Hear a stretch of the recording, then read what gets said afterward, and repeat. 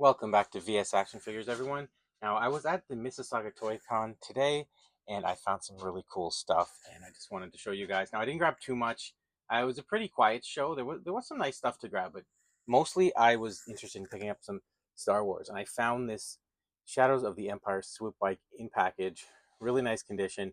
I've been wanting one of these Swoop bikes for a while. I have the rider that I picked up loose, but I never got the bike. I remember seeing these in stores back when I was a kid and just not being too into it. But now that I'm building my Tatooine display and I'm kind of thinking about all the little bits and pieces you can fit in there, and this guy will be perfect.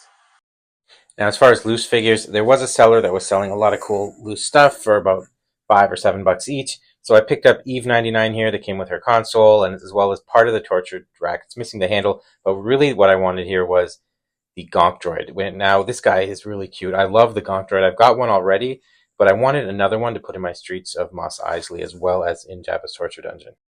And also Greedo. I think it was Saga Collection. This one has the cloth vest, which I actually really like this figure a lot.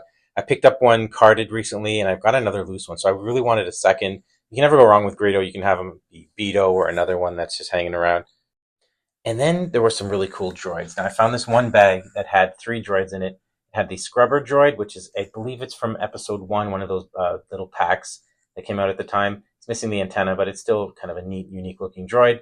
And also there was this mouse droid, which is pretty huge. I've got a little tiny one that came with a General Hux figure that was a lot smaller. This guy, I don't know much about it. I think it says 2000 on the bottom. So if anyone knows where he's from, please let me know. And then there's this torture device droid that I picked up as well. He's missing the bottom of the stand, but it's still a cool little droid you can kind of have just lying around, I guess. And finally, I picked up this little astromech here, R5P9, which I believe I've got this body on some other droids, just painted differently. But I love the color scheme on this guy, and it's you never have too many droids. I think he's looking pretty cool. Now, I was tempted by a few other loose figures they had there. This seller that had these loose ones, he also had some cool stuff like Rappertoonie for $10 and a Man for $15. What really caught my eye was for $40, he had a carded Effant Mon, which is one of my favorite characters. I think he's the coolest figure that I've got in this scale.